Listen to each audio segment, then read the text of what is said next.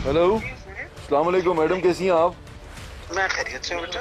Medicine के हवाले से थोड़ी बात करना चाह रहा था। मेडिसिन मिल नहीं रही मार्केट में बहुत सारी, तो आपके नोटिस में है ये बात? हेपरिन जैसे थी। ये तो फेडरल गवर्नमेंट की अच्छा, रिस्पॉन्सिबिलिटी है ना, जी जी। हमारी तो नहीं होती ना। इसको कैसे देख रहे हैं आप? मतलब ये तो बड़ा एक हम बहरान लोगों ने क्रिएट तो हो जाएगा। रोजाना शोर मचाया हुआ है। हमने तो खत भी लिख के भेजे, हाँ पैनाडोल तक हमने उनको लिख के भेजा था कि आप मेहरबानी करके इसकी इतनी कीमत बढ़ाएंगे तो तभी पैनाडोल यहाँ प्रोड्यूस होगी। ठीक है, आधे से ज्यादा फार्मास्यूटिकल कंपनीज बंद हो गई, जी उन्होंने अपनी बिजनेस यहाँ से ले गए हैं। जी। बिकॉज नेचुरली जब डॉलर इतना महंगा हो जाए तो फिर उनके जो रॉ मटेरियल वो भी महंगा आता है। जब रॉ मटेरियल महंगा आता है तो वो कहते हैं हमारे लिए दवाई प्रोड्यूस करना मुश्किल है। बिल्कुल ठीक है। तो ये अब जो लोग डायलिसिस करवा रहे हैं हॉस्पिटल्स में, सरकारी हॉस्पिटल्स में, उनका क्या करेंगे हम? अभी वो मेरा ख्याल है हमारे पास तो सरकार के पास एक सर्टेन सप्लाई मैं पता करके जी जी जी। अच्छा बेटा, मसला ये है कि रैप के पास एप्लीकेशन गई हुई थी उन कंपनीज की जो हेपरिन प्रोड्यूस कर रहे थे। पाकिस्तान में सब हेपरिन इंपोर्ट होता है। अब उन्होंने कहा जो इंपोर्ट करना था, उन्होंने कीमतें नेचुरली डॉलर की वजह से बढ़ गई। जी ठीक है। ड्रैप वाले उस कीमत जो है उसको सेटल नहीं कर रहे जी तो सिर्फ ब्रांड्स जो हैं वो अवेलेबल हैं। जी। और वो जो हमारे पब्लिक सेक्टर हॉस्पिटल्स में वो लोकल परचेज के थ्रू उनको अवेलेबल किया हुआ है। लेकिन वो कुछ पेशेंट थे ऐसे जिन्होंने मुझे भी कहा कि हमें मिल नहीं रही, और हम जब लोहारी गए हैं तो वो 700-800 की मेडिसिन हमें 2200 रुपए में मिल रही है ब्लैक में। बेटा वो तो नेचुरली आपको पता है, माशाल्लाह बतौर कौम ऐसे ही है ना जी कि जब कोई चीज कम हो तो हम उसको ब्लैक करना शुरू कर दें। अब मकसद ये है कि हेपरिन की जो जरूरत हमारे पब्लिक सेक्टर हॉस्पिटल्स में है, अगर कोई हो तो मुझे बताएं कि किस अस्पताल के अंदर कमी है, तो आई विल इंश्योर कि वहाँ सप्लाई। ये नवाज शरीफ हॉस्पिटल यकी गेट में।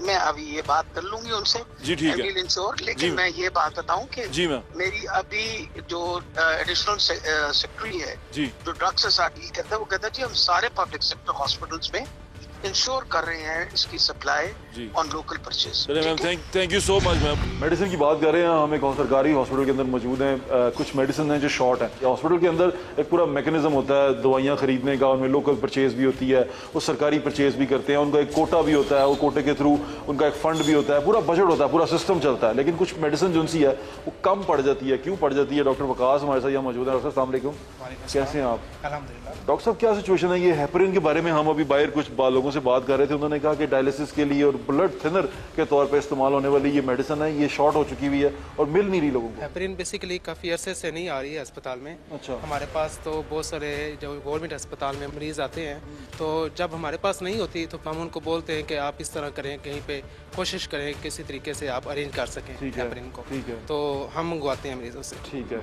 और ये जो आपने बात की है कि आप उसका ऑल्टरनेट दे रहे हैं, तो उस मेडिसिन का दूसरा वो आप लोकल परचेज में निकालते हैं? जब हेपरिन नहीं होती तो बहुत सारे मरीजों को क्लेक्सेन इंजेक्शन है, हम वो दे देते हैं। अच्छा डॉक्टर साहब, ये जो लोकल परचेज का प्रोसीजर होता है ये कैसे होता है? यानी कि अगर कोई चीज़ लोकल परचेज होनी है वो कैसे होगी? उसका प्रोसीजर क्या होता है? का भी प्रोसीजर सही यही होता है कि हमारे जो सीनियर हैं वो अलाउ करते हैं। अच्छा। उसके बाद वो एमएस के थ्रू नीचे एमएस जाती है। ये वो बजट है जो हॉस्पिटल का अपना हॉस्पिटल खरीद के देता है। ये परेशानी आ रही है आपको मेडिसिन में? तो हमें तो सिर्फ हेपरिन है या बाज़-औक़ात 2-3 मेडिसिन है, परेशानी होती है। तो मरीज जो बाहर जाता है तो हमें खुद नहीं अच्छा लगता कि हम पेशेंट को बाहर भेजें। डॉक्टर साहब, मेरी दुआएं और नेक तमन्नाएं आपके साथ है, अपना ख्याल रखें। बहुत शुक्रिया। अस्पतालों के हालात आपने देख लिए हैं।